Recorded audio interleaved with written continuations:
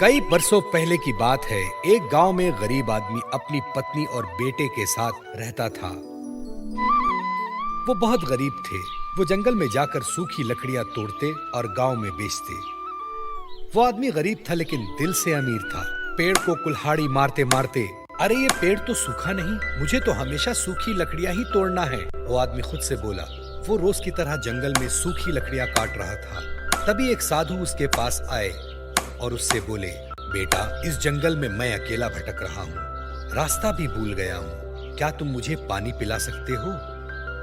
क्यों नहीं साधु जी, ये लीजिए पानी। उसने एक छोटे से घड़े में साधु ने पेट भर पानी पिया और उस आदमी को शुक्रिया कहा। साधु ने जब आदमी की ओर देखा तो वो आदमी उदास था। साधु ने पूछा, क्या हुआ बेटा, तुम इतने दुखी क्यों हो?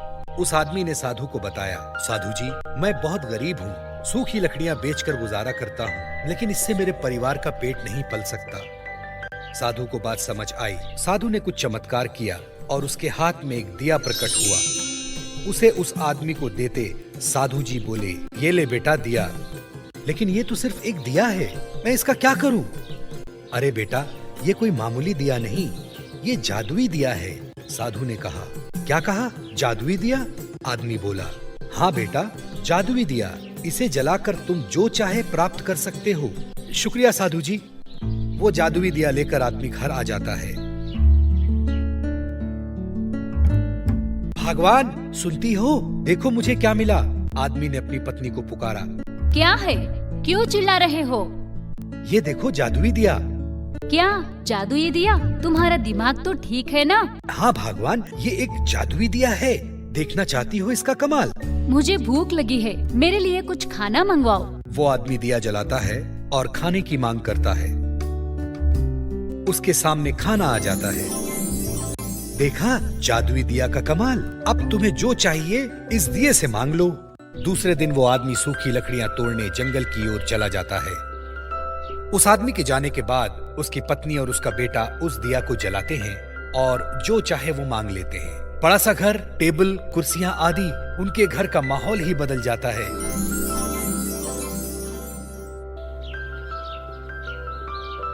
शाम होते ही वो आदमी घर वापस आता है। अरे ये मेरा घर है, मेरा तो घर छोटा सा था। उस आदमी की पत्नी दरवाजे पर ही खड़ी रहती है और पति को देख बोलती है, अरे सुनो, ये आपका ही घर है, ये सब जादुई दिया का कमाल है। जादुई दिए से उन्होंने सारी जरूरी चीजें हासिल कर ली। कुछ दिन बाद एक साधु उनके दरवाजे पर आता है और आवाज देता है, सुनो बेटी, मुझे थोड़ा सा पानी पिला दो, प्यास लगी है। वो आदमी घर के अंदर से अपनी पत्नी से पूछता है, कौन कमबख्त है जो पानी मांग रहा है? पत्नी इस पर बोलती है, पता नहीं, कोई भिखारी लगता है, भगा उसे अपने घर से। उसका पति अंदर से बोलता है, चले जाओ यहाँ से, यहाँ पानी वानी नहीं मिलेगा।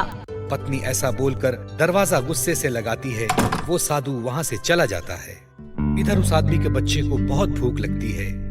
वो बच्चा माँ से बोलता है, माँ, मुझे बहुत भूख लगी है, मुझे कुछ खाने को दे दो। फिर उस आदमी की पत्नी जादुई दिया जलाती है और खाना मांगती है,